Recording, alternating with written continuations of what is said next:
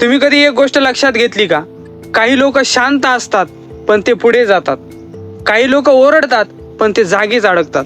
प्रश्न असा नाही की कोण जास्त हुशार आहे, प्रश्न असा आहे कोण स्वतःवरती कसं काम करतंय. आज मी तुम्हाला सक्सेस मिळवण्याचा फॉर्म्युला सांगणार नाही, आज मी तुम्हाला सक्सेसफुल माणसाच्या 5 मानसिकता सांगणार आहे. आणि त्या जर तुम्हाला समजल्या तर आयुष्य बदलायला वेळ लागत नाही. आणि खरंच जर तुम्हाला आयुष्य बदलायचं असेल तर या 5 मानसिकता तुम्ही लक्षात घ्या.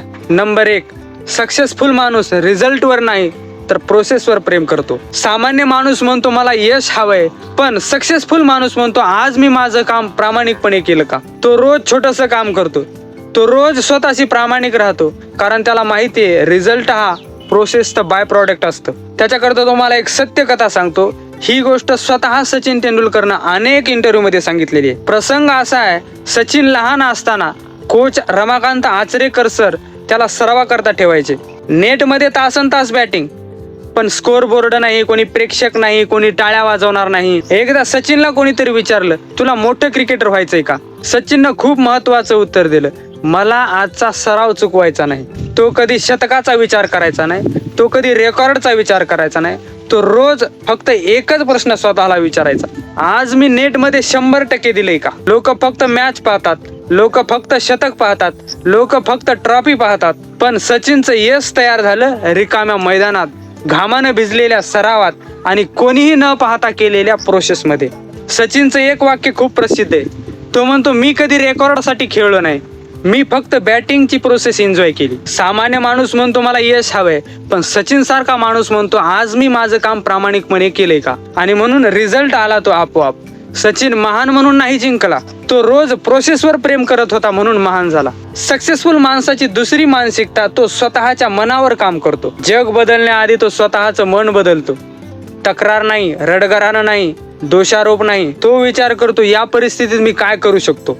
कारण सक्सेसफुल माणूस जाणतो मन जिंकलं की परिस्थिती आपोआप हारते. यावर खऱ्या अर्थानं मन जिंकलं की परिस्थिती हारते हे सिद्ध करणारी एक जगप्रसिद्ध स्टोरी मी सांगतो. ही कथा काल्पनिक नाही, ही कथा एका माणसाची आहे ज्यानं नरकासारखी परिस्थिती अनुभवली, मनावर काम केलं आणि इतिहास घडवला. प्रसंग असा आहे, दुसऱ्या महायुद्धामध्ये डॉक्टर विक्टर फ्रँकल यांना नाझी लोकांनी कॉन्सन्ट्रेशन कॅम्पमध्ये टाकलं. घरदार हिरावून घेतलं, कुटुंब संपलं, उपासमार, रोज मृत्यू समोर. परिस्थिती अशी होती की कोणाचंही मन तुटून जाईल. आजूबाजूचे लोक तक्रार करत होते, रडत होते, परिस्थितीला दोष देत होते आणि हळूहळू आतून मरतही होते. पण फ्रँकल रोज स्वतःला विचारायचे, मी या परिस्थितीत काय शिकू शकतो, मी माझं मन कसं वाचवू शकतो. त्यांना एक गोष्ट समजली, माझ्या शरीरावर त्यांचं नियंत्रण आहे पण माझ्या मनावर नाही. फ्रँकल म्हणतात माणसाकडून सगळं काढून घेता येतं, पण त्याचा विचार निवडण्याचं स्वातंत्र्य त्याच्याकडून कोणी घेऊ शकत नाही. परिणाम, कॅम्प मधून सुटल्यानंतर ते डॉक्टर बनले. त्यांनी लोगोथेरपी ही मानसशास्त्राची शाखा निर्माण केली. त्यांचं एक पुस्तक men's search for meaning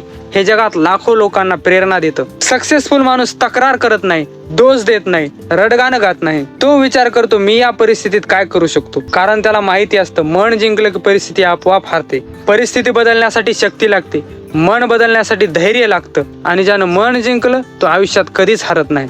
successful माणसाची तिसरी मानसिकता, तो वेळ नाही तर ऊर्जेचा आदर करतो. तो दिवसाला 24 तास मोजत नाही, तो स्वतःची एनर्जी मॅनेज करतो. चुकीच्या लोकांपासून दूर, फालतू कमेंट पासून दूर, निगेटिव्ह लोकांपासून दूर. कारण त्यांना माहिती असतं जिथं एनर्जी वाया जाते तिथं आयुष्य थांबतं. यावर एक जगप्रसिद्ध स्टोरी सांगतो जी वेळ नाही ऊर्जा महत्वाची हे सिद्ध करते. ही कथा काल्पनिक नाही, ही कथा त्या माणसाची आहे जो प्रचंड दबावातही शांत राहिला आणि म्हणूनच कॅप्टन कूल बनला. प्रसंग असा आहे, भारतीय क्रिकेट टीमचा कर्णधार, कोट्यावधी लोकांच्या अपेक्षा, मीडिया, टीका, कौतुक हे सगळं एकाच वेळी. पण एक गोष्ट लोकांना नेहमी जाणवायची, धोनी कधीच घाबरलेला दिसत नाही, तो कधीच निगेटिव्ह चर्चेत पडत नाही, तो कधीच अनावश्यक गोष्टी बोलत नाही. धोनीने अनेक इंटरव्ह्यू मध्ये सांगितले की तो सोशल मीडिया पासून दूर राहतो, फालतू न्यूज टीका वाचत नाही, मॅचच्या आधी अनावश्यक लोकांपासून दूर, मॅचच्या दिवशी फोन बंद, मन शांत. लोक म्हणायचे इतक्या मोठ्या मॅचच्या आधी तणाव कसा नाही.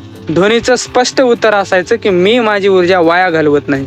तो म्हणतो मी जर प्रत्येक टीकेवरती प्रतिक्रिया दिली तर शेवटच्या ओव्हरमध्ये निर्णय घ्यायची माझ्याकडे ऊर्जा उरायची नाही. आणि म्हणून परिणाम, world cup 2007, world cup 2011, champions trophy, IPL trophies. लोक फक्त ट्रॉफी पाहतात, पण त्या ट्रॉफी जिंकल्या गेल्या चुकीच्या चर्चेपासून दूर राहून, फालतू विचार काढून टाकून.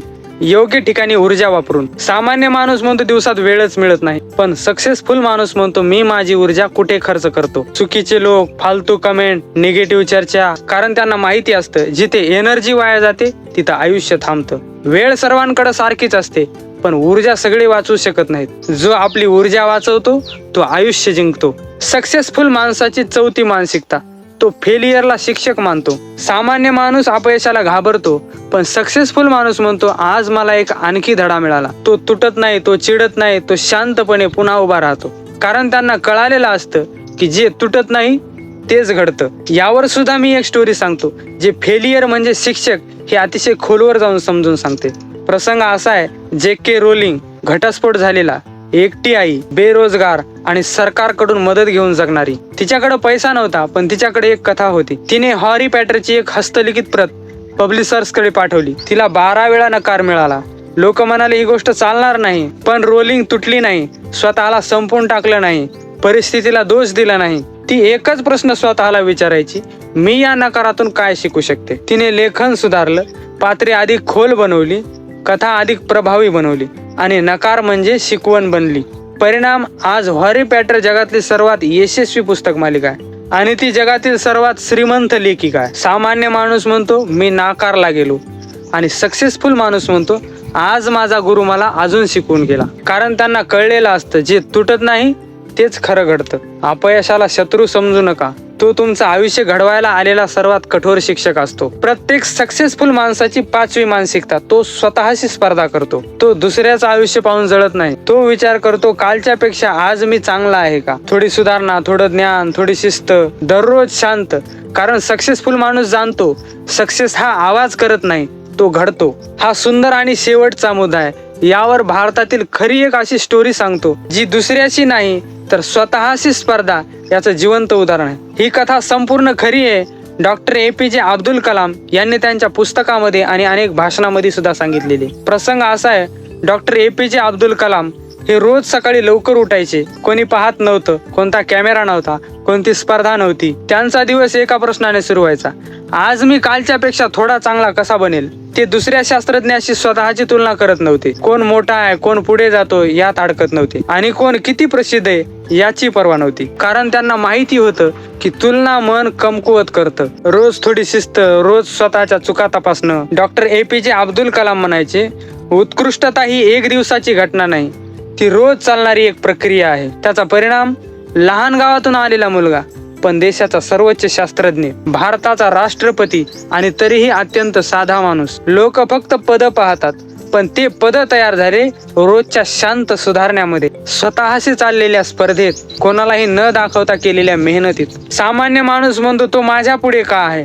पण सक्सेसफुल माणूस म्हणतो मी कालच्या पेक्षा आज पुढे आहे का. कारण त्यांना कळलेलं असतं सक्सेस गोंगाट करत नाही, तो रोज शांतपणे घडत असतो. दुसऱ्याशी स्पर्धा केली तर आयुष्य थकतं, पण स्वतःशी स्पर्धा केली तर आयुष्य घडतं. जर तुम्ही हे 5 गुपित समजून घेतले असतील तर तुम्हाला यशस्वी होण्यापासून कोणीच रोखू शकत नाही. आणि समजून घेतलं नसेल तर यश फक्त फोटोमध्ये दिसेल, पण जगायला जर सुरुवात केली तर लोक म्हणतील हा माणूस काय वेगळाच आहे. जर आजच्या या व्हिडिओने तुम्हाला आरशात स्वतःकडे पाहायला लावलं असेल, जर कुठल्या एका वाक्याने तुमचं मन हलवलं असेल, तर कृपया व्हिडिओला लाईक करा, हा व्हिडिओ आपल्या मित्रांना शेअर करा, आणि जाता जाता चॅनलला सबस्क्राईब करा. कारण इथे कोणते फेक स्वप्न नाही, तर रिअल मानसिकता आणि खरे बदल येतात. चला तर मग भेटूयात पुढच्या व्हिडिओमध्ये.